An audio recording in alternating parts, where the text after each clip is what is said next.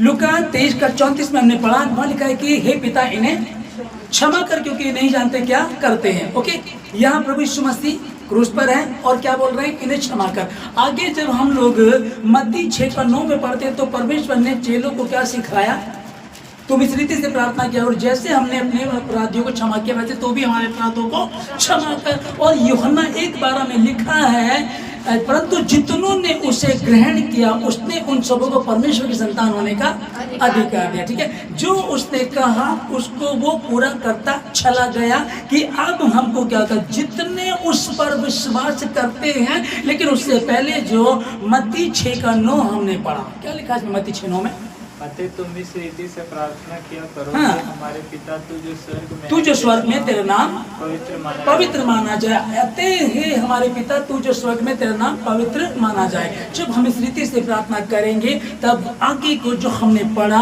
परंतु जितनों ने उसे ग्रहण किया। लेकिन पहले क्या हमने अपने अपराधियों को माफ किया, क्या मैंने अपने कसूरवारों को माफ किया है। और यीशु मसीह वहां क्रूस पर है और क्रूस पर भी वो क्या सिखा रहा है, तुम इस रीति से प्रार्थना किया करो जैसे उसने खुद किया, हे पिता इन्हें क्षमा कर क्योंकि ये नहीं जानते क्या करते हैं। आमीन।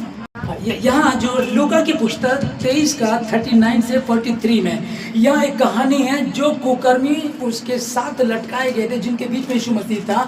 एक उस पर दोष लगाने लगा, यदि तू परमेश्वर कुछ है तो खुद को बचा और हमको भी बचा ले, पर दूसरे उसको डांटा और कहा कि चुप हो जा। और उसने क्या किया, यहाँ ये कई बार आप इसको सुन चुके हैं, लेकिन चूंकि आज ये फिर से इस बात में आ रहा कि गुड फ्राइडे क्या है। हालेलुया।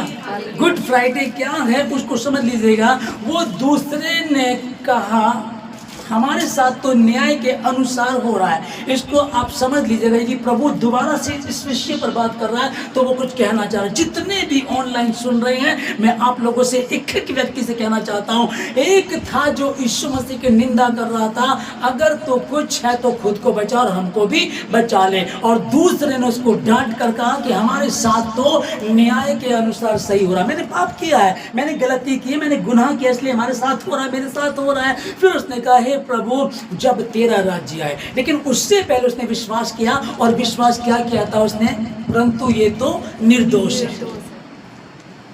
परंतु ये तो निर्दोष है। हालेलुया। उसने कहा परंतु ये तो निर्दोष है। अब समझिएगा, पहले उसने क्या कहा, हमारे साथ तो न्याय के अनुसार सही हो रहा है, और दूसरी बात उसने क्या कही, परंतु ये तो निर्दोष है। और फिर उसने एक रिक्वेस्ट की, उससे एक विनती की, हे प्रभु जब तेरा राज्य आए तो मेरी सुधि लेना। इसका मतलब इसका विश्वास था ये कर सकता है।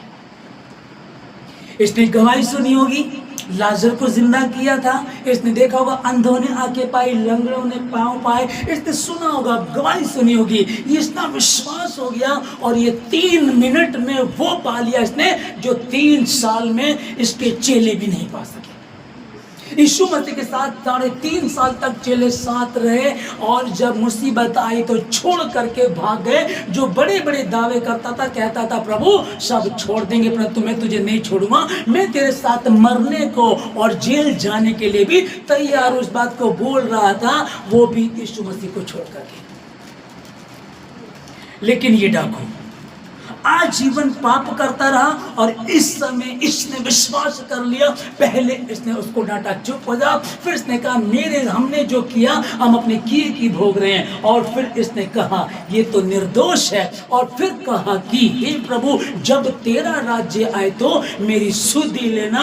और यीशु मसीह ने कहा happy good Friday, happy best good Friday. क्यों कहा उसने ये कहा आज ही तो मेरे साथ स्वर्ग लोक में होगा। अब कैसे भी गुनाह क्यों ना कियो, कैसे भी पाप क्यों ना कियो, बस उसके समीप आए, ये ना कहें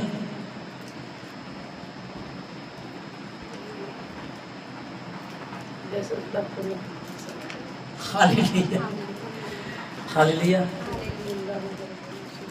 शिकायतें ना करें।